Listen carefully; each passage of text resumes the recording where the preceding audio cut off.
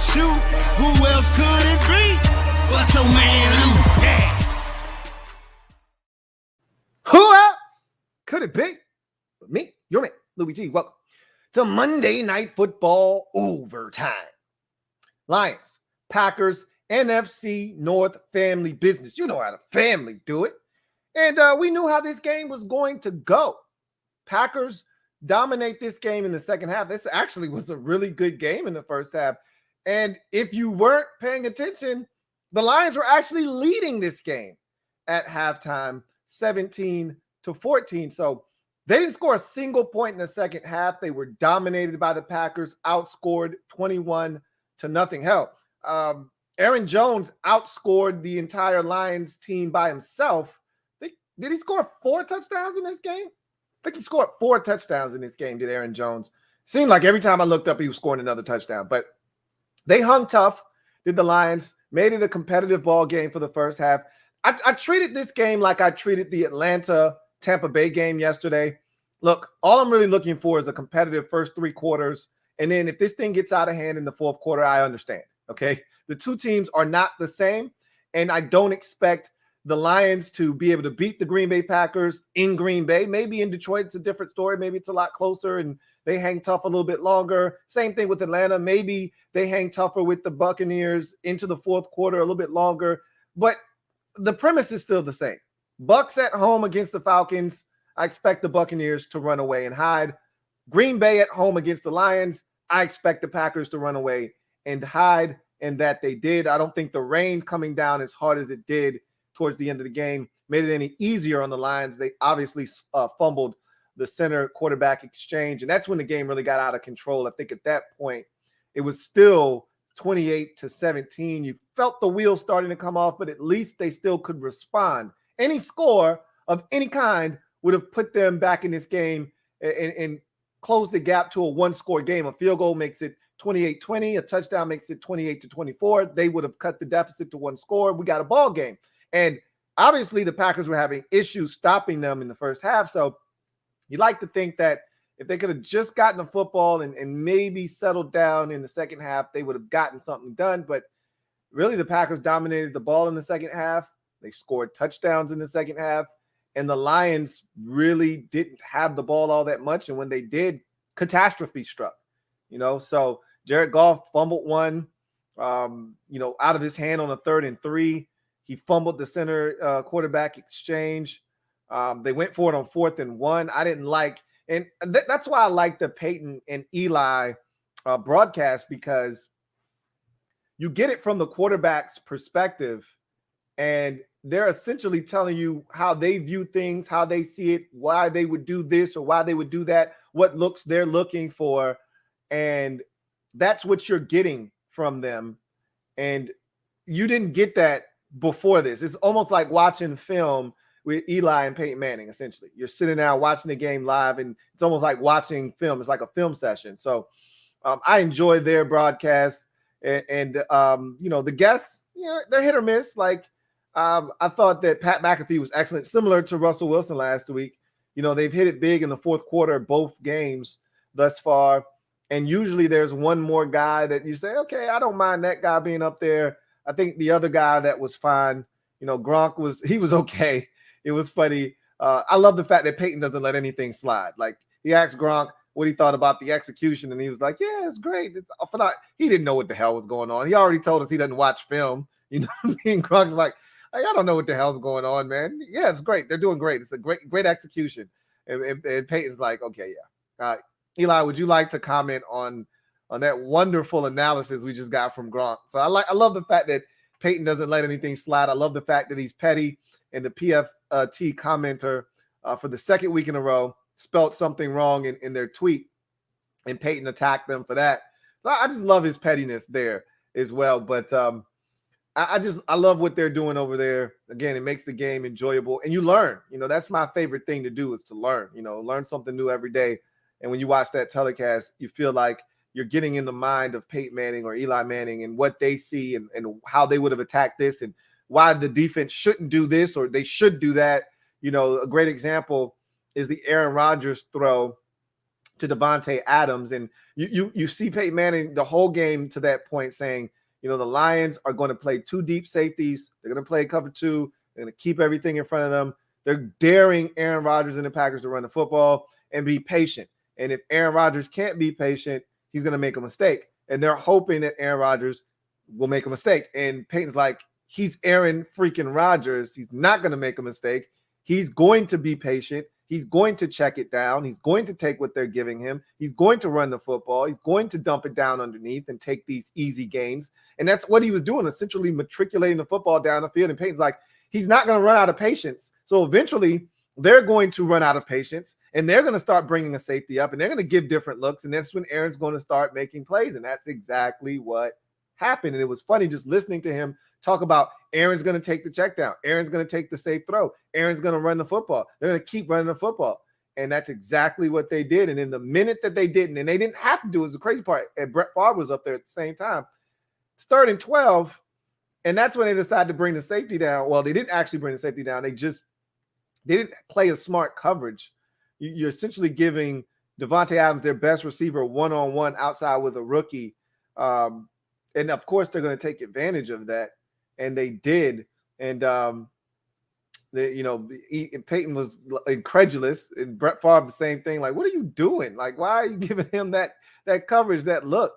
And so I love seeing that, when they did the 4th down play and Peyton's going nuts. Like, oh, my God, what are you doing? Brett Favre's like, just check it down to the running back. That's the stuff that I love because you're saying the same thing at home. Like, what are you doing, guy? Take the check down. DeAndre Swift sitting right in front of you, 3 yards past the sticks. Just check it down to him. You got a 1st down. He wants to throw the tough back shoulder throw in tight man-to-man coverage with Quintez Cephas, and it's incomplete. And I'm just like, where's the psychological sense in that, man? You need to wash your face and get your mind right. Take your helmet off. Let that rain hit you in the face. Wash your damn face. Get your mind right. But I said all of that to say this. The Packers are going to be a good team this year because they have Aaron Rodgers. Just like I feel like the Baltimore Ravens are going to be a good team this year despite the injuries because of Lamar Jackson.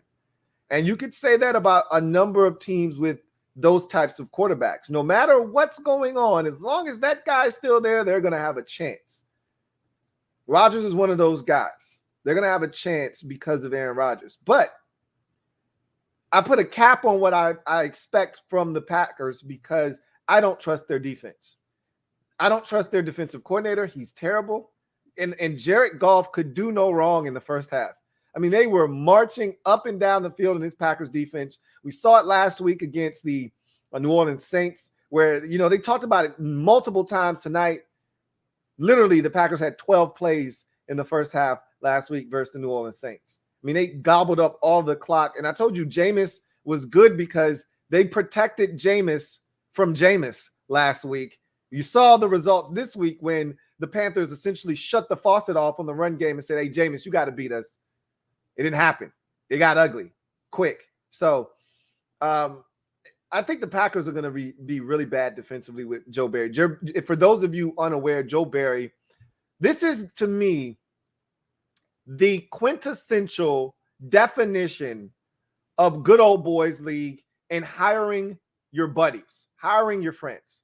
Okay. So let me go through the tree or the timeline, if you will, as to how Joe Barry ends up in Green Bay, which is dumb.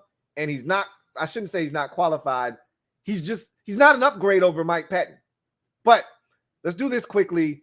I'll give you a quick brief synopsis of the game. It's really not much to break down, and then I'll get to your comments. So all 3 of these guys were in Washington at the same time. Sean McVay, Matt LaFleur, Joe Barry, all in Washington at the same time. They became great friends while in Washington. Maybe they were friends before that. I don't know. I just know they really became great friends when in Washington. McVay obviously gets the job in LA with the Rams, and with him goes Matt LaFleur and Joe Barry. Okay. All of those guys get fired eventually. I think Joe Barry ended up getting fired a year after McVay left, I believe. And so he goes to LA with McVay. You know, you always got a job for your buddy. Whether you have a job in an opening or not, you'll create an opening. He'll be the offensive or defensive quality control assistant or the special assistant to the head coach. You'll make up a job, okay? So he goes to LA as the linebackers coach, this Joe Barry, after getting fired as defensive coordinator in Washington. Matt LaFleur went with him to LA that very first year. And so he was the quarterback's coach in LA, was Matt LaFleur. He stays there for a year, takes the job at the Titans to become their offensive coordinator, calls plays there for 1 year, gets the job in Green Bay. Okay. So Matt LaFleur becomes the head coach in Green Bay. Joe Barry then is in LA for about 3 years as the linebackers coach. Matt LaFleur then gets the job in Green Bay the year after he was the offensive coordinator in Tennessee, gets the head coaching job, and he's got Mike Pettin as his defensive coordinator for the first 2 years. Gets frustrated. They don't win last year. They get rid of Mike Pettin. And what does he do? He calls up his buddy, Joe Barry, in LA. And this is all you need to know. Sean McVay was in LA, and he could have hired Joe Barry as his defensive coordinator multiple times. Wade Phillips was there the first, I want to say 2 years in LA. Could have hired Joe Barry when he got rid of Wade Phillips. He didn't. He promoted Brandon Staley, who's now the head coach in LA. Brandon Staley, gone. Now a head coach with the Chargers. Could have promoted Joe Barry to defensive coordinator. He promotes Raheem Morris to defensive coordinator. Hence, Joe Barry goes to Green Bay and becomes their defensive coordinator. What does that tell you? That Sean's like, I like Joe. I can't let him be my defensive coordinator, though. But Matt LaFleur, doesn't see it that way. Okay, good luck with that. You're going to need it. He stinks. He was terrible in Washington. Our worst years defensively were under Joe Barry. I mean, the absolute worst. And it wasn't much better with Greg Minuski, but it was the absolute worst under Joe Barry. I mean, some of the worst third down defenses, some of the worst statistical years I've ever seen in my life. Not to say that we had a ton of talent, because we did not. But it wouldn't have mattered. Joe Barry stinks. Packers fans are going to figure that out very quickly. I mean, you couldn't stop Jared Goff and the Detroit Lions offense for a whole half of football. They did whatever the hell they wanted to do. Trust me, it's only going to get worse when you play better teams. So God bless Packers fans, because you're going to be in for a treat this year with Joe Barry as your defensive coordinator. That said, I thought that Jared Goff was out there cool, calm, and collected in the first half of the game, moved the football up and down the field at his leisure. The Packers had no answers. They converted third downs. They scored touchdowns. They weren't, settling for field goals. They were capping off drives. I mean, how wide open was Quintez Cephas on that first touchdown? I mean, Jared Goff didn't even see him initially, and he saw him probably 2-3 seconds late, and he still was wide open. It's ridiculous. They had it going offensively, but obviously the Packers did as well, and the Lions stink on defense, and they're not a good. They're young. I hate to really, just continue to crush the Lions. They're young.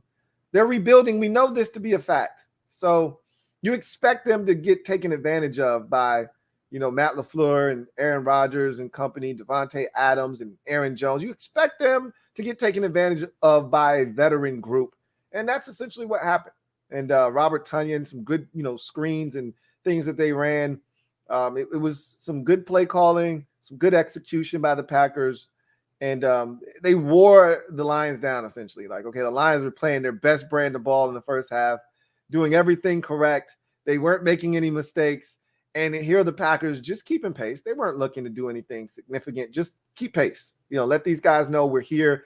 Make them feel the pressure of us breathing on their neck. Like, hey, you're playing the best you could possibly play, and yet you're only up 3 at halftime.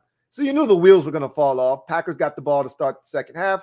They move it right down the field, score a touchdown, and that's when all hell essentially broke loose for the Lions. They did respond right afterwards.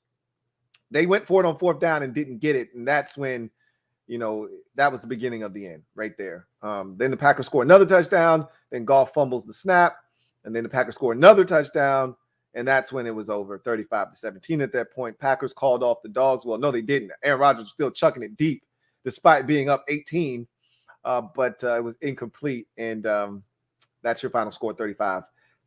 Aaron Jones, fantastic. If you had him in fantasy football and you needed a big game, he gave it to you tonight. I think he had 4 touchdowns on the evening. And so Davante Adams looked like Davante Adams. Aaron Rodgers looked like Aaron Rodgers. And let me just say this. That throw that he made to Robert Tonyan for the touchdown, I tweeted this out. Every time I think I'm ready to anoint Patrick Mahomes as the best thing since sliced bread, every time I want to jump ship and say that Patrick Mahomes is the best pure quarterback in terms of the entire package that I've ever seen. And every time and it doesn't happen often. It's a fleeting thought, okay? Because I've been adamant for probably the last 5 to 7 years that Aaron Rodgers is number one for me in my lifetime in terms of the entire complete package at the quarterback position: athleticism, mobility, throwing on the run, tight spiral. Peyton Manning talks about in jokes all the time about how he threw wobbly ducks. They got there, but they were wobbly ducks. Aaron Rodgers, every time, tight spiral. I don't know if I've ever seen him throw anything but a tight spiral. In the pocket, laser-like accuracy, out of the pocket. I'll never forget that Jared Cook throw in the playoffs, rolling to his left against the Cowboys, like 35 yards on a frozen rope. Ridiculous. That's Aaron Rodgers, man. Like, that throw to Tonyan, it's just a brief reminder. Sometimes we forget about the greatness of Aaron Rodgers, and it's throws like that where you go. I mean, did you see Peyton Manning's reaction to that? Holy smokes. Like, he's like, are you kidding me? That's an illegal throw right there. Linebacker's not looking, safety's late, and Aaron he's got the receiver underneath. What's my man's name? Oh, shucks. He's got him, I think it's Alan Lazard, wide ass open. I think it was Lazard, wide open underneath. Easy. Pitch and catch. And he's like, nope, I'm going to take the degree of difficulty 10 over the 2. And I'm going to get this touchdown. Classic Aaron Rodgers. I don't know if many other quarterbacks in the league would have first attempted to throw, second, completed the throw. That's why he is what he is. For me, my number one in terms of the best overall package quarterback these eyes have ever seen. Now, you want to talk about winning and, clutch gene and all that. That's Brady. That's Brady. Well, you want to talk about, Brady's not an athlete. Brady doesn't have the ability to throw it on the run, pinpoint accurate 40 yards down the field. That's not Tom Brady. Tom Brady is cerebral. He's from the pocket. He'll slice and dice you from right in his comfort zone. Right in that pocket, you know where to find Brady. You know his address. With Rodgers, you never know where it's coming from. And Manning said it, Peyton Manning said it best. He could never throw from that platform that Rodgers completed that pass to Davante Adams. When he climbed the ladder, went up and got it over the middle of the football field. So I could never throw from that platform. His foot was pointing in the opposite direction of where he threw the football. That's Patrick Mahomes shit. Only a select few can do that. Lamar Jackson literally jumped in the air, had his body facing the wrong way, and contorted and shifted his body weight and threw the ball. When you watch that play, it is amazing that he got enough on it and he got it there accurately when you watch that play. Not everybody is built to be able to do some of these things, and that's Aaron Rodgers, man. He's got it all. So, wow, is he special. But anyway, 35-17, Packers are back. They get off the schneid.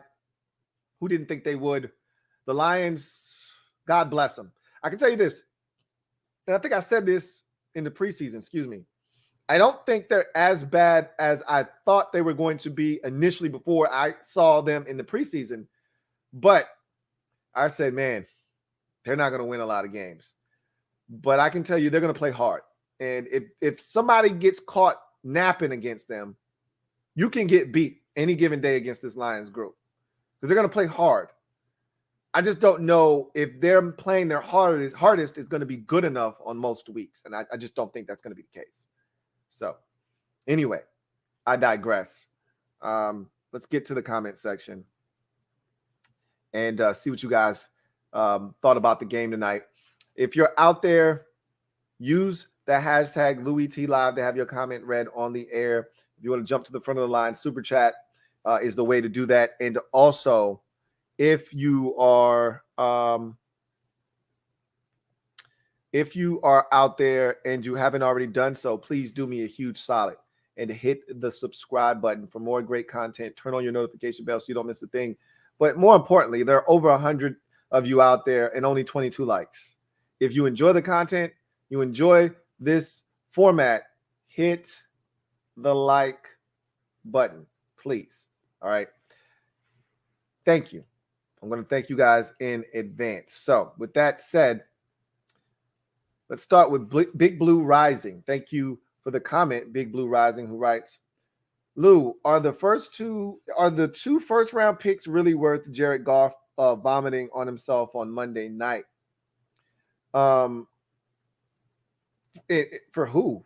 Like the two first rounders, really it was one first rounder, and then the Rams threw in the extra first round pick to pretty much sweeten the deal so that they would take Goff off their hands. Now, if you're saying that in the case of the Lions, like, are you really going to take on two first rounders just to have Jared Goff do what he did tonight? I say, hell yeah. Even if you don't think Goff is the future, them taking on Jared Goff and his contract and taking him off the Rams' hands, even though we think the Rams could ultimately win the Super Bowl, and that those first round picks could end up being 32 and 30 for all we know. They don't give a shit, do the Rams or the Lions, excuse me. In their minds, they're going to stink themselves. And if they need extra draft capital to get up to one, say they love a guy and they want him in the team that's drafting first overall, say it's Jacksonville, well, they got Trevor Lawrence. They're not looking for another quarterback. So they may be interested in moving back. The Lions let's say the Lions have the third pick overall in the draft, and they've got 31 because the Rams lost. You know what? I don't want to give the Rams too much credit. Let's say Tampa gets back to the Super Bowl. They lose to the Buccaneers in the NFC Championship game. That would put them somewhere in that 30 range, 30 or 29, depending on which game goes first. Let's say they're the 30th pick in the draft, and you're the Lions. Well, you've got 30, and I'm trying to think. I don't even know if they have their first round pick this year. I think the Rams still are paying their debt to the Jacksonville Jaguars for the Jalen Ramsey trade. They may not even have a first rounder this year. I think the Lions actually start recouping their Rams debt next year. So I don't even know. At the end of the day, yes, to answer your question, yes. Even if you don't think Goff is the future in Detroit, he's worth, taking on the contract, because you need somebody to play quarterback for you while you try to rebuild. Somebody's got to play quarterback for you. You can't just be out here stinking with no quarterback. Somebody's got to do it. Why not Jared Goff? And you're being paid handsomely to allow him to do this for you. So, yeah, absolutely, it's worth it. Gregory Lightbody, thank you for the comment, who writes, is Joe Barry defense that good, or is Goff that bad? No, it's honestly, the wheels came off because the Lions got out of their comfort zone. Think about it this way. When the Lions were able to go out and execute the way that they wanted to, and they were dictating pace and they were in control of the game, Joe Barry couldn't get his defense off the field. Remember, what really needed to happen was the Lions needed to score a touchdown before the half, and I thought Peyton Manning described it perfectly. They squandered the opportunity, and that's all on Dan Campbell, not knowing clock management. I didn't think he was good when he was the interim head coach for the Dolphins at, managing the game and when to call a timeout, when to throw a challenge flag, those types of things. He had 3 timeouts with a minute left. They were doing it well, and then after they had, I want to say they had a run play up the middle, and it might have been a run or it might have been a pass, whatever the case may be. It was inbounds, and instead of them calling one of their 3 remaining timeouts, they didn't snap the ball on the next snap until like 31 seconds. And then after that completion, it was 24 seconds, I think. And you got 2 timeouts left. They burned their first timeout. But like Peyton said, now you're going to get into a situation where now you're playing against the clock. You're not going to get the kind of opportunities that you would have been afforded had you called that timeout at a minute, and then you move it down, get into the red zone. Now you can still run your offense and take as many shots as you need. You can pick up first downs. You don't have to take shots at the end zone, at one good shot at the end zone and then settle for a field goal. It's poor clock management, and it forced them to have to settle for a field goal. And what that effectively did is it put them behind the 8 ball, because even though the Packers couldn't stop them defensively, the Lions were in the same boat. They couldn't stop the Packers defensively either. So Packers got the ball to start the second half. Well, now, instead of you trading touchdowns with them, which is what the 2 teams were doing, you kicked the field goal. Well, Green Bay's like, well, just because you kicked the field goal doesn't mean I have to kick a field goal. They go down, they get a touchdown, they take the lead. Then, keep in mind, the Lions moved it right back down the field, elected to go for it, which was the right move. It's 4th and 1. You're not going to beat the Packers with field goals. You got to score a touchdown. And Jared Goff, I thought, made a poor read. You got a guy wide open over the middle, over the ball, in DeAndre Swift. Just hit him. Why are we making this hard? It's 4th and 1. And I agree with Peyton and Eli and even Brett Favre to a lesser degree about why are we calling a play that is tough, like something quick, a pick play, something easy to get you one, where your primary read is a guy 2 yards and at the sticks in the first down. But still, even with the play call that they called, you got DeAndre Swift right over the football. Like, why are you going to that tough, sticky man-to-man outside on a back shoulder throw? That wasn't the right read by Jared Goff. But anyway, that's when it got out of control. Joe Barry defense hadn't stopped them yet. They stopped themselves by going for it on 4th down and Jared Goff not making the right read. And after that, well, you're already down 4 at 21-17. Then Aaron Rodgers takes them down the field again, and now it's 28-17. Now you're panicking. Then you fumble the snap on the very first snap. On the next possession, that's not Joe Barry's defense stepping up and getting nasty. That's just, it's coming down, it's pouring buckets, and now your quarterback fumbles the center quarterback exchange, and they go get another touchdown. Now it's 35-17. Now you can't run the football. You can't do the things that kept you in the game. Now you got to just have Jared Goff drop back exclusively and try to throw it. Well, that's not happening. That's not what they're built to do. So that's how the game got out of control. You can't credit Joe Barry for any of that, okay? That's more so the Packers offense applying pressure by scoring, and the Lions now feeling the pressure of having to keep pace, and they just started effing up left and right. So trust me, Joe Barry stinks. They were getting gutted that entire first half, and even that first possession when they went 4th and 1, they moved it right down the field again, and it was after that when the wheels started to come off. And you could argue simultaneously with the rain, downpour coming as well. That didn't help the Lions either. Got a super chat. This is from Fat American. Thank you for the super chat. Greatly appreciate you, Fat American, who writes, random, but what was Will Compton good at for us? He was a solid linebacker. That's very random, Fat American. He was solid, man. He was, middle linebacker. Obviously, we didn't have any talent. So, Will Compton was a guy that, did a little bit of everything, but he was, to me, more of a special teams guy.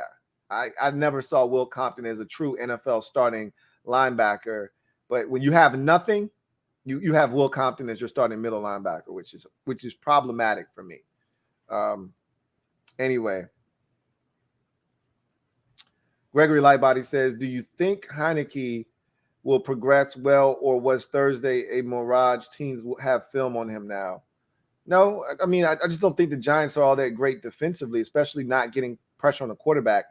I think we'll start to see, what Taylor Heineke is really made of over the next, month or so, because I think Ryan Fitzpatrick is going to be out for every bit of 8 weeks minimum, which will probably get us to the bye week.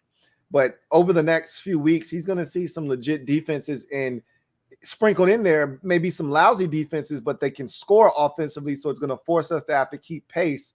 And we're going to see if he feels the pressure of having to keep pace and maybe is lulled into maybe a mistake or two. So the Saints are in there. They play some really good defense. That's a defense that can force you into some mistakes. So we'll see if he's able to keep his composure there. The Bills, I think offensively and defensively, they can force you into some mistakes defensively, but their offense is so good that, they may, start scoring some points and he may feel the pressure of needing to keep pace, and maybe he forces a ball or two. Like, these are the things you want to see if he can avoid, not feeling the pressure of, oh man, the Bills just scored a touchdown on each of their first two possessions and we went 3 and out. Now we got to ratchet up. We're down 14-0. Does he start forcing things, or does he stay within himself and within the scheme, and like he did against the Giants, just chip away, stay close? Maybe the defense gets a stop. Maybe the defense creates a turnover. Maybe something happens where you're able to get back into the game, but you can't force it. And so we're gonna see. You know how I feel. I don't think he's a mirage, and I don't think the whole they've got film on him now thing is sufficient either, because there was film out there already. Even if you had to go back to last year watching him against Tampa, you saw what this guy was out there doing. So, and then there was some tape last week against the Chargers. He played essentially that whole game. He came in the first quarter of that game, essentially, well, second quarter. I think it was early stages of the second. So there was enough tape out there. I don't really, buy that whole argument about, oh, there's tape now. There was tape out there, enough of it. There was at least 8-9 quarters of football of Taylor Heineke out there for them to take a look at. So I think he's going to be just fine. I don't think Thursday night was a mirage at all. Got another super chat. This one is from Fat American as well. Double up. Thank you for doubling up, Fat American. And thank you for being a member of the MOBB, who writes, got into a discussion with someone about signing some linebacker depth. They mentioned him, had forgotten about him, didn't know he was still in the league. No, you don't want to sign Will Compton. Again, he's the antithesis of what we're trying to do. Okay. We want young players with upside. He's an old player with no upside. Okay. So yeah, no, that's not what we're looking to do. Absolutely not. Again, linebacker depth, if you're talking Washington, they're not looking for any. They think the linebacker depth is David Mayo, who is currently on the roster. Khaleke Hudson is linebacker depth, who is currently on the roster. And Jarrett Norris is special teams depth.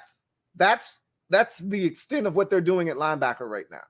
Until anything changes, and I'm not going to bring it up, but you know what I'm referring to. Unless something changes drastically, we're going to roll with the guys that we have. So don't look for it. Storm writes, my man Goff looked bad in the second half, but I still believe that a Goff and Campbell combo can be a good one. I see the potential, but man, is it ugly right now. Not enough talent. And that's what a brand new rebuild looks like. When you decide we're tearing it down to build it back up, this is what it looks like. When you bring in a brand new GM, you bring in a brand new head coach, and you want this thing to look like what you have envisioned in your mind, it's going to take a while. And yeah, it's a lot of young players, a lot of they brought in just a healthy mix of veterans just to make sure that they're competitive on the football field. But it's going to be rough for sure. It's going to be rough. But yeah, their whole entire team looked bad in the second half. Not just Goff in the offense, but yes, he was night and day. And that's the problem with Goff. Sometimes is he's inconsistent. He looked like Goff from 18 in the first half. He was hitting everything. He could do no wrong. Hell, he even showcased the wheels a couple of times. Kept it on a read option. He scrambled late in the game, when the Packers were in, prevent or whatever, just, garbage time defense. He took off and ran for like 25. He was playing some ball in that first half, but that second half, he looked totally opposite. Like, couldn't get any. And again, the weather didn't help. In the first half, it was a nice, clear night, easy for him to grip the football, no issues whatsoever. That second half, it was raining cats and dogs, and you could tell he was definitely affected. Keep in mind, Jared Goff is a California guy, a SoCal guy. So I think he's a SoCal guy. I'm not sure. I think he is. Hey, You know the song. It never rains in Southern California. Y'all know the song. He ain't used to playing in the rain, and now he's playing in a dome in Detroit. He's not accustomed to playing with a wet ball. You could tell he struggled with it tonight for sure. Atlas, is it just me, or do the Packers look like the most mentally soft team out there? If it wasn't for the Lions puking over themselves, they could very well be looking at 0-2. I don't know if I would call the Packers mentally soft as much as I just think that they're a team that they don't know how to win big games. That's what, when I look at the Packers, they're a bad matchup for certain teams. And certain teams are a bad matchup for them. Case in point, when the 49ers back in 2019 made their run to the Super Bowl, they were a bad matchup. Like stylistically, and we know styles make fights. They were not a good matchup for the Packers. They could run it. The Packers were soft against the run. They could get after the quarterback. The Packers, Aaron Rodgers does not like to. What quarterback does like pressure? So I shouldn't just say Aaron Rodgers doesn't like pressure. No quarterback wants to be pressured. But, Rodgers specifically doesn't handle pressure well when it's in his face. He can deal with the guys coming off the edge and, extend, whatever. But it was coming from everywhere. That offensive line was getting abused, and they couldn't run it consistently, and they got bludgeoned in the regular season against the 49ers that year, and they got destroyed. And we're going to see those two teams lock horns next Sunday on Sunday Night Football and see if the Packers are a little bit better off now. I think, if the 49ers can find somebody to run the damn football, they got so many injuries at the running back position. But if there's one coach in the league that could take anybody off the street and get, 120 yards on, 20 carries out of them, it's Kyle Shanahan. If they could get somebody to run it consistently back there, I think they may be able to gut the Packers on the ground next week. We'll see. I don't think they're mentally soft. I just think they're a team that when they play a team that stylistically can do some things that the Packers struggle with, they don't make, I don't think, the necessary adjustments sometimes to that. I think they need to win a certain way, and if they can't win that way, they struggle. But it was never in doubt. I never watched this game, even when the Lions were moving it up and down the field in the first half. Just like when I was watching the Buccaneers and the Falcons cut it to a 3-point lead. Never once thought the Falcons were going to beat the Bucs yesterday. I never once, even leading at the half 17-14, did I think the Lions were going to beat the Packers in this game. It just never crossed my mind. They're not good enough, So I got a super chat here from Fat American. Again, thank you for the super chat. Greatly appreciate you. My guy, Fat American, writes, I've been really impressed with our special teams coverage. I told you, as long as you got a fiend and a half on your team, you're fine. And we got like 3 fiends on our team, special teams wise. We're good. We don't have anything to worry about. Once Troy Apke is good, and he's good for he counts as 2 fiends. I told you we're fine. You don't have to worry about anything crazy happening to us. And with them bringing back, David Mayo and, having Jared Norris at their disposal, he's back on the active roster, if I'm not mistaken, as well. We don't have to worry about anything happening on our special teams unit. We're fine. And we got other guys that are dogs on special teams, like Sims. Cam Sims is another guy that's a dog on special teams. We're fine. We got nothing to worry about at all. Thank you for the super chat. My guy JP writes, Goff was really dealing in that first half, but the better team, the Packers, woke up later on, was really looking like an upset early. Again, I never felt like the Lions had a shot. Even though they were keeping it competitive. That's all I ever ask. When I know that this game is going to get out of control at some point, just keep it competitive. I'd really prefer it if you kept it competitive for 3 quarters. But if you can only do it for a half, that's fine. That's all I ever ask when Alabama's playing in a big game in college football. Hey, just keep it competitive for half of football. If you fall the hell apart in the 3rd quarter, so be it. Just give me a half, man. I asked Miami in week 1 against out. Just keep it close. They couldn't even do that. It's 24-3 at halftime, I think. Just keep it competitive in the first half. Whatever you do in the second half, that's fine. Just give me 2 quarters. That's it. And that's all I ask from the Lions. Just keep it competitive early. And they gave me essentially 3 quarters of competitive ball. That's all I could ask for. Same thing with the Falcons. Just give me something. Give me 2.5 quarters, 3 quarters of ball, and I'm good. That's what they did. That's all I can ask for, and that's what they gave me. I'm not mad. That's what the Bears gave us last week. I was like, hey, Chicago, fight. Just give me 2 quarters, man. Give me 2 quarters. They gave me 2 quarters. Third quarter, the wheels fell off, and you knew what was going to happen. And I was like, okay, you gave me what I asked for, and that's what we got in this game. My guy, Ree, he's still bad, Lou. Bad to the bone.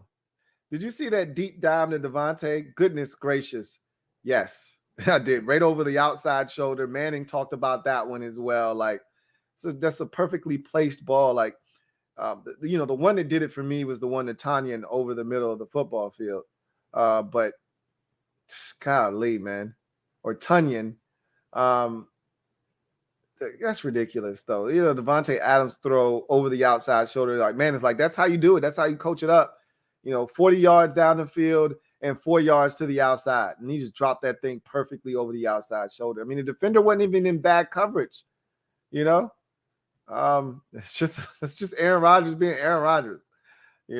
Anyway, Ree says, did you hear the Eli Favre bar story? That was pretty funny. Of course I did.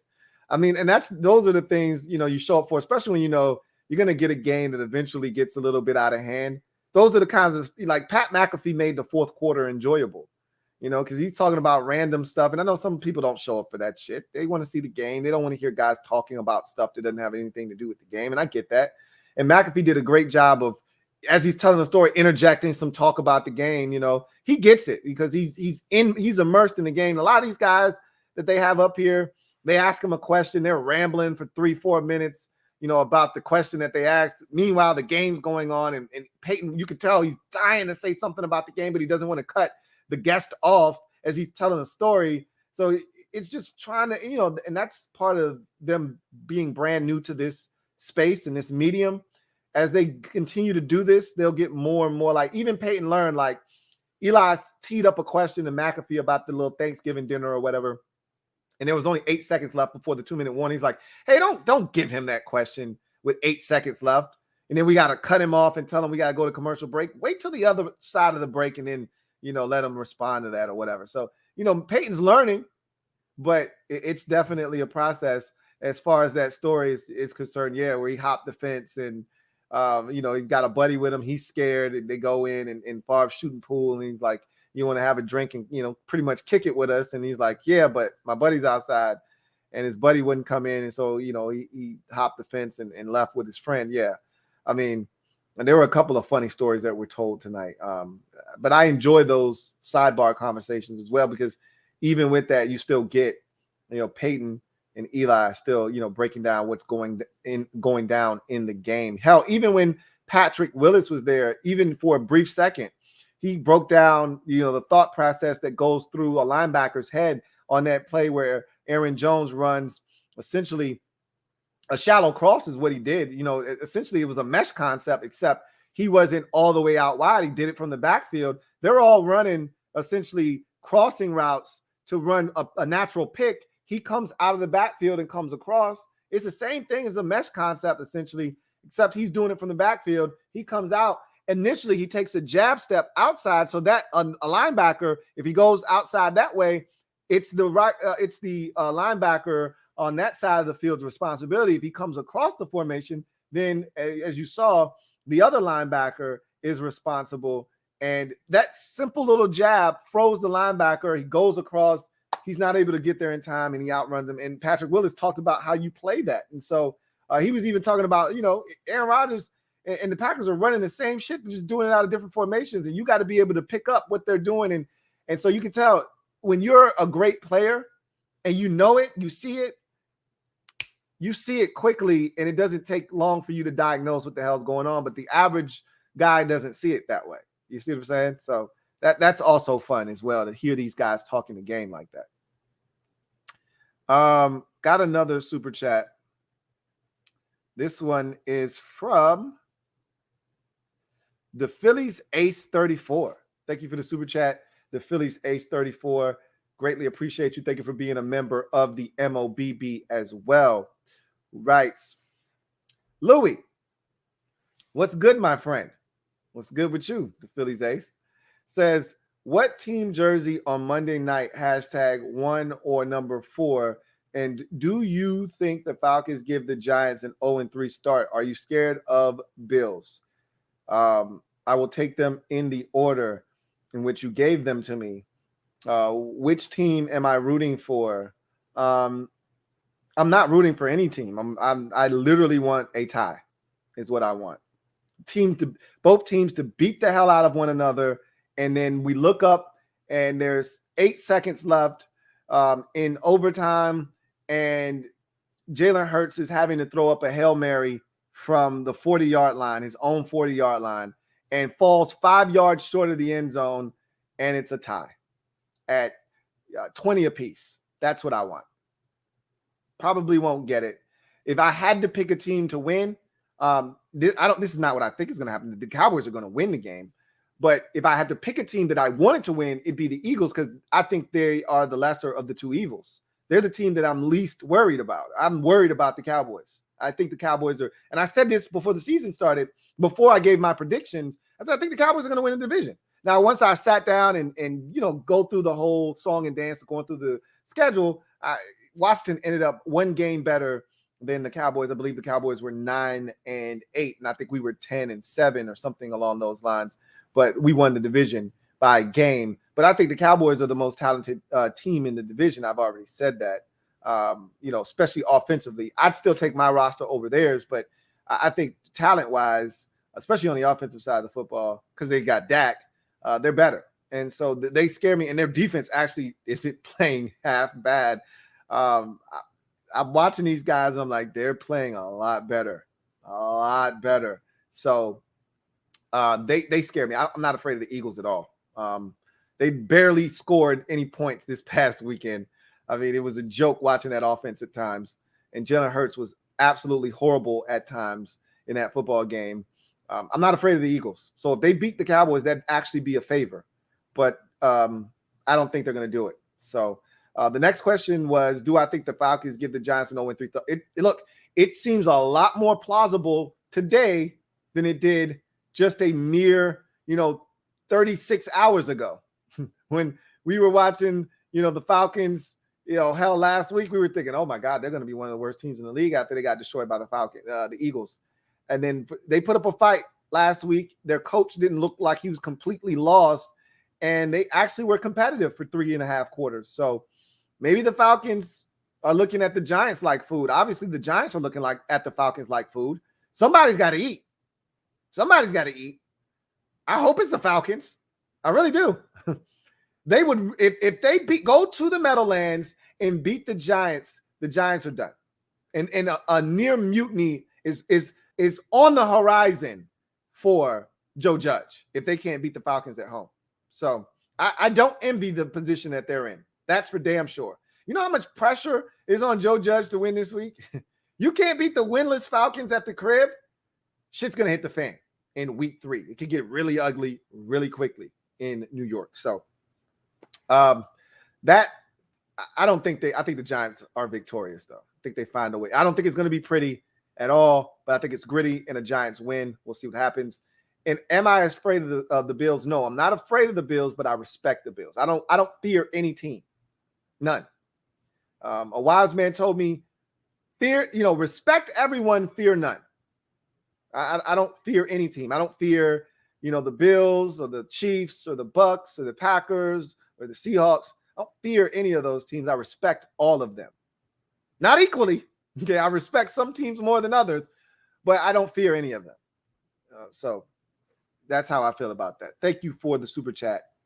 The Phillies Ace 34. Let's see. We got 10 minutes left, so we'll try to run through as many of these as we can. Ree says, what's going on with the Titans? 2 stank-ass performances in a row. Did you watch the rest of their game? Or did you turn it off when they were getting drubbed 30-16? The Titans came back and won, right?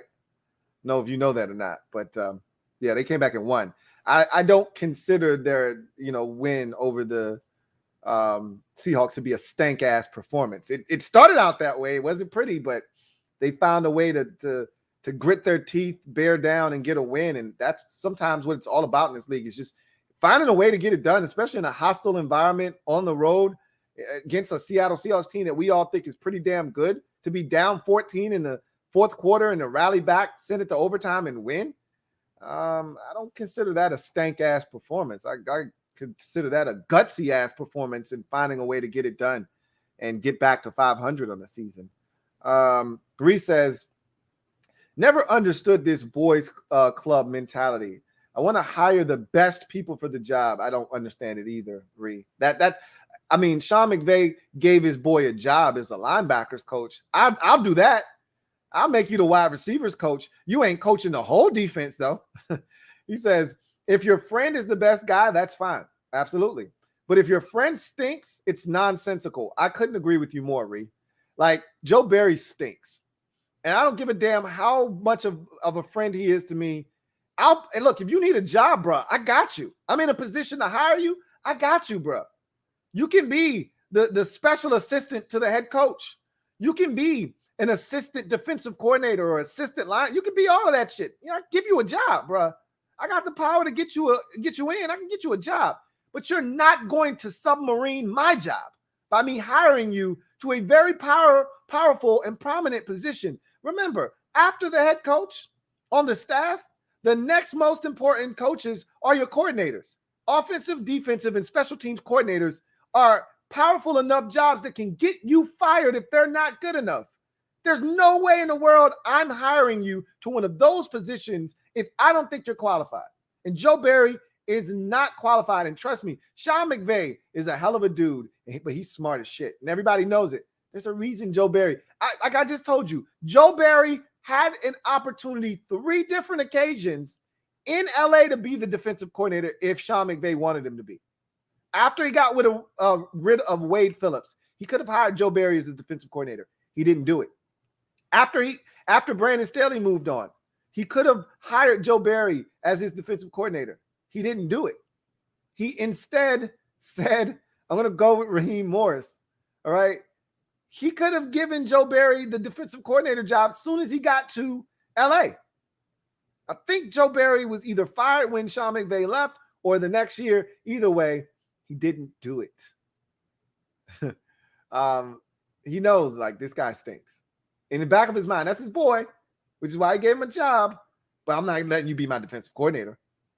Anyway, I digress. I never will understand that either. I just don't get that. JP, I don't know who thought Joe Barry was better hire than Mike Pettin. Us Washington fans know what that's like. He's garbage. Why he keeps getting jobs is beyond me. Well, you already know why he keeps getting jobs. Look, I'm not looking to stop another man from making coin. You know, I don't like counting other people's coins, and I don't like stopping anybody else from making coins. That said, it doesn't impact me, so I don't give a shit. But if I'm a Packers fan, look, Mike Pettin wasn't good for them. So I don't want to sit here and defend Mike Pettin as if he was, doing a tremendous job and they just felt like they needed better. He was average to below average for them. And, I used to be a Mike Pettin guy, but he wasn't getting the job done. Whatever the case may be, you didn't upgrade it, though. I'm pretty sure that the Packers defensive coordinator job is a very prestigious job. They were in the NFC Championship game the last 2 years. I'm pretty sure guys are chomping at the bit, and you could have found a Brandon Staley type of guy, young, smart, defensive-minded guy that's been on somebody's staff for the last 3 years as a linebackers coach that's dying to get an opportunity to be a coordinator. You could have found one of those guys, and instead you get a retread that was terrible in Joe Barry. I'll never understand it. Not when you're trying to win a Super Bowl. I'll never understand that. Got another super chat. This one is from the Phillies Ace 34. Double up. Thank you for doubling up the Phillies Ace 34. Greatly appreciate you. Who writes, the 49ers made adjustments and they are a good defensive team. To only lose by 6 is encouraging. Losing Nick needs to learn from this game. I was impressed with your defense. I talked about that on the podcast earlier today. Really impressed with what your defense did. Your defense gave you every opportunity to hang in and win that ball game. Your offense, unfortunately, didn't give you enough opportunities to win the football game. And that's frustrating because I thought Nick should have settled for the field goal when he went for it on 4th down there. I didn't love the fact that they tried to run the Philly special essentially down there. Like, teams aren't looking at the Eagles and thinking, in this particular spot of the field that they might not run that play. Like, anyway, I digress. I used to say the same thing about Doug Peterson, when he was in Philadelphia that first year. He went for it on 4th down too much. He cost his team games. Who knows? Nick Sirianni may ultimately, start winning games because he's being aggressive on 4th down. Who knows? But I didn't think that was the right move. In a low-scoring game, you can already see where that game was going. It was funny. My dad said in the second quarter, the first team to 17 wins. And I agreed with him. And the 49ers made it to 17 first. You see where the game is going early on. You get a feel for it. You got to take the points, man. What are you doing? I didn't understand that, but okay, whatever. Brandon Brantley, thank you for the super chat. Greatly appreciate you. And thank you for being a member of the MOBB, who writes, who wins in a fight, Dan Campbell or Robert Saleh? I just got to go with Campbell. He's just a bigger dude. I think Saleh's quicker, but if Campbell ever gets his hands on him, he's a hulking guy, big, strapping. Remember, Campbell's a linebacker a tight end in this league for many years. So he's a naturally big dude. Dan Campbell's probably every bit of 6'5", probably about 2. He might have slimmed down now that he's no longer in the league. He's probably still 230, 235 maybe. When he was playing, he was probably every bit of 260. I take Dan Campbell. If he gets his hands on Saleh, it's a wrap. I don't know how big Robert Saleh is. Doesn't look like a really big dude, though. I take Dan Campbell in a fight.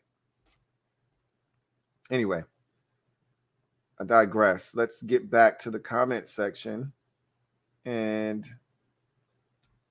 Ree says, apparently my Bucks and Dick Sherman have mutual interests. I saw that today, Ree. He says, him and Brady had a great conversation, supposedly. I don't want that nutcase near my team. I wasn't expecting you to say that. He just that man, I don't know if he's a nutcase as much as he just needed some help. Maybe he needed a little bit of help. He was crying out for help, and maybe that whole scenario was exactly what he needed before he spiraled out of control and it was too late. So he may be exactly what that team needs. Who knows? Really young secondary, was young last year. Maybe you need a veteran presence back there. We'll see. I know you've got some injuries. I know Sean Murphy Bunting got hurt in week 1.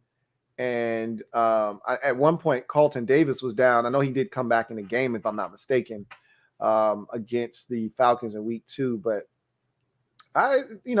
something to consider. We'll see if that mutual interest turns into anything more than that. We'll see. That's an interesting dynamic there. I did not expect you to say I don't want that nutcase anywhere near my team. That was not what I was expecting. Fat American, thank you for the super chat. Greatly appreciate you. Who writes, who wins in a fight, me or McDonald's Big Mac? Is that even a question? Big Mac doesn't stand a chance. It's done. Thank you for the super chat, Fat American. Travis Blankenship, thank you for the super chat. Greatly appreciate you. Who writes, Tom Brady is easily a god. Tom Brady is a very good football player. And right now he's GOAT. But again, for the purposes of the best all-around quarterback and if you're building a quarterback and you need to win a game, I'm not taking Tom Brady in that one game. I'm taking prime Aaron Rodgers in that one game. That's just how I feel. And I don't think that'll ever change for me. I've seen so many great NBA players come along. None of them will ever surpass Michael Jordan for me. He's number one. And I think for me with the quarterback discussion, when you talk about just pure talent all around, every single Aaron Rodgers, we talk about this all the time, when God is handing out different attributes for athletes, you may be able to get in this line, but you're not going to be able to get in this line and get a whole bunch. You know what I mean? Aaron Rodgers was able to get blessed in every single line. The only thing he's not is 6'5", but Aaron Rodgers got in the athleticism line. Aaron Rodgers got in the arm strength line. Aaron Rodgers got in the accuracy line. Aaron Rodgers got in the mobility line, in the pocket, out of the pocket. He got in the throwing on the move line, accurately, tight spiral line. Aaron Rodgers got in the throwing off of the, various platforms line. Like, he got into every single line, and his bar is like all the way up in every single one of those categories. The only line that he didn't find himself getting the benefit of the doubt in is the big game line, and that's the NFC Championship game. He's been to what, 6 of them, 5 or 6 of them, and he's won once.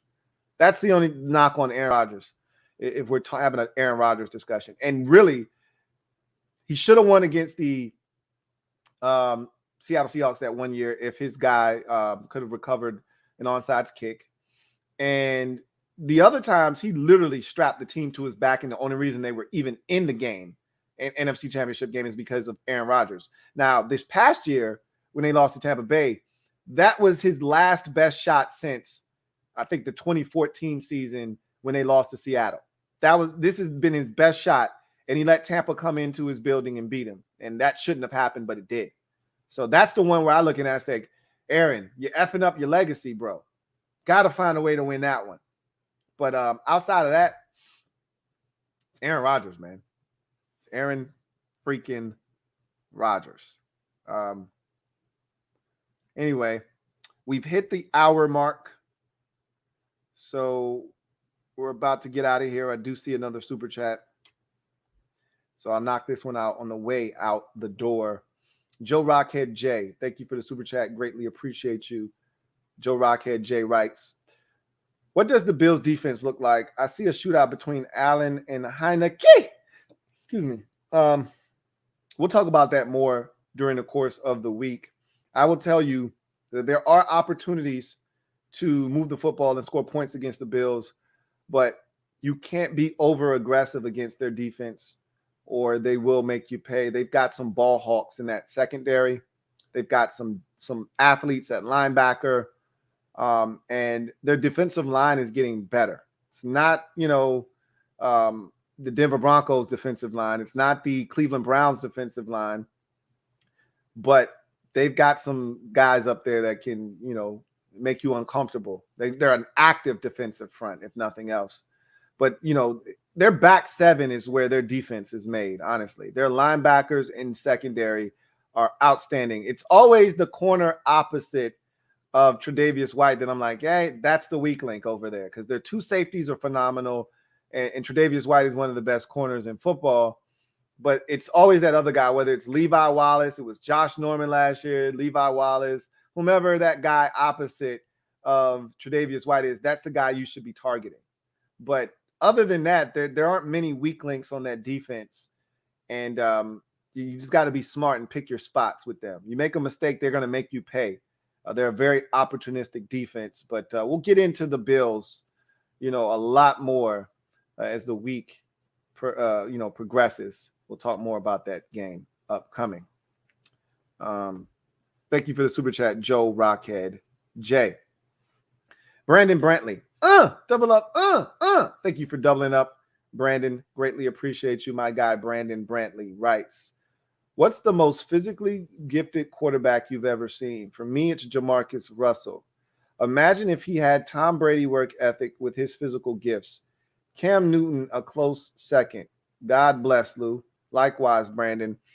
For me, it can't be Jamarcus Russell because he wasn't the athlete that you're, looking for. Like, when you think about complete package, I want the guy that can, really hurt you with his legs. That was never Jamarcus Russell, even at his pinnacle. When he was at LSU, he wasn't a super mobile guy. I mean, he could, get to where he needed to get to, but, running was never really his thing. That wasn't, Jamarcus Russell's strength. His arm strength and arm talent was ridiculous. I remember Mike Mayock saying, easily the best pro day he's ever seen was Jamarcus Russell. He was floored by it. You know, a lot of them fell in love with this arm talent, this, that, and the third. But you can never really know what's upstairs and what's in here when you're dealing with these guys. And that's why teams hire, you know, psychologists and people to ask these questions at these combines and these visits, because, you know, they try to extract as much information. You talk to as many people as you can, because look, you can get it wrong on a linebacker. You can get it wrong on an edge rusher. You can get it wrong on a tight end. You get it wrong on a quarterback, it's going to set your franchise back 4 or 5 years. You know, you just don't want to do that. So you know what? I think that's an antiquated way of thinking about it. I don't even think it sets you back 5 years anymore. It used to. It sets you back 3 years now. You make a mistake in the draft in the first round on a quarterback, teams are willing after 3 years to say, all right, we effed up and move on. And it may take you another year or two to recover after you move on. But if you stink and you're moving on after 3 years of a guy, more likely than not, you're drafting in the top 10 anyway. So you may be able to get you something else and try to hit the reset button. But like the Bears, for instance, they pretty much went, I think, 4 years of Mitch in Chicago and was like, okay, we've seen enough. Moving on. We traded up to number 2 to get you. You didn't work for us. And they went and hit the reset button, traded up for Justin Fields, and they're going to try it again. So, and you know, that's a crazy situation because they still went to the playoffs 2 out of those 4 years. They still won an NFC North division crown with Mitchell Trubisky. It's not like how it was for some of these other teams where, you know, Marcus Mariota or, you know, Jameis Winston in Tampa, where you didn't win anything of note. You didn't make any real headway. You know, with Mariota, at least the Titans went to the playoffs and won a playoff game. You know, with Winston, they never set foot in the postseason, you know, with Jameis Winston. So it sets you back a little bit. But, you know, guess what they did? Right off of Winston, they pick up the 5th-year option, and they go 5 years, and then they go straight to Brady, and they win a championship. So, you know, it's different for everyone. But, you know, Jamarcus Russell wasn't, you know, for me, and you said for you, it's Russell. For me, I think there have been some guys that you said, man, how did that guy not work? I was such a big Ryan Leaf guy. If you got to watch him at Washington State coming out back in 98, I believe it was that 98 draft. God, he was so good. He was big. He was athletic. He had an arm. He could move and throw on the run. You won some big games at Washington State. I remember in that draft saying I'd take Ryan Leaf. I was a Ryan Leaf guy. That's one of those guys I was flat out wrong about. I mean, trying to think about any other quarterbacks that I thought had a chance to be really special, and they didn't turn out to be all that great. Not really. I mean, for me, I think it's still Aaron Rodgers, honestly. You know, I was a massive Michael Vick fan, and he had everything too. You know, every now and again he could be a little erratic, but he was pretty damn special. You know, same thing with Randall Cunningham. You know, pretty damn special. You know, what I would have wished is if Randall Cunningham, the passer that we saw in Minnesota, could have met Randall Cunningham, the athlete that was in Philadelphia, that could have been pretty special. But those two never collided. But Randall Cunningham, if you got to watch him in his prime, he was pretty special too. And when I started really watching football, that's when Randall Cunningham was in his prime. So I missed some of those, you know, early years of Randall Cunningham when he first came out of UNLV. But I mean, I remember him in the early 90s, man. He was a spectacle, you know, and you thought he was going to do something big. But anyway, I digress. I'm going down a really, really deep, dark hole. And that rabbit hole, pretty damn deep. I don't need to go down it. Anyway. Thank you for the super chat, Brandon Brantley. Anyway, that's going to do it for me. Your man, Louie T. Thank you for the watching, this breakdown. I mean, the game wasn't all that great, but I really appreciate y'all coming and chopping it up with the kid. And Packers win the game 35-17. Take care of business as I thought they would. Lions were game in the first half, though. They were up 17-14 at half. Unfortunately for them, they didn't score a single point in the second half. Meanwhile, the Packers scored 21 unanswered and run away and hide with this thing. So the Packers are now 1-1. They rebound from what was Aaron Rodgers' worst loss of his career as a starter. A 35-point beatdown they got a week ago. They respond by putting up a 35 spot themselves, win the game, going away 35-17 over the Lions. They dropped to 0-2. Packers are now 1-1 on the season. So that completes week number 2 in the National Football League. Really compelling stuff. Week 3 should be dynamite. We got some big-time games, Rams and Bucks, massive game. Cowboys and Eagles. That's a big NFC East showdown on Monday Night Football. Packers and 49ers on Sunday night. It's going to be a really good, the game that's going to be the least compelling of the primetime games is on Thursday between the Panthers and the Texans. And I think you guys are really going to get to see this Panthers football team for the first time. They're going to start the season off 3-0. A lot of people didn't think that was going to be the case, but here they are, 3-0. And you're going to see this defense flying around. And more likely than not, Tyrod Taylor not going to play. It's a quick turnaround, so he's definitely not playing this week. I think he's going to be out for every bit of a month with that hamstring.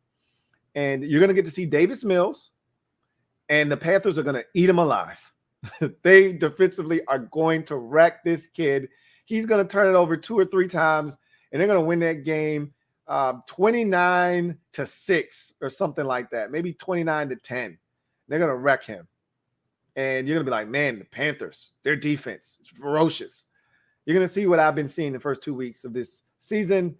And you're going to see how conservative Matt Rule is, but you're going to understand why after you watch that game. Anyway, that's going to do it for me, your man, Louie T. Get off the bench and get in the game and kick it with me, your man, Louie T. Until next time, that's going to do it for me. You guys take care. God bless. And good night. Louie T.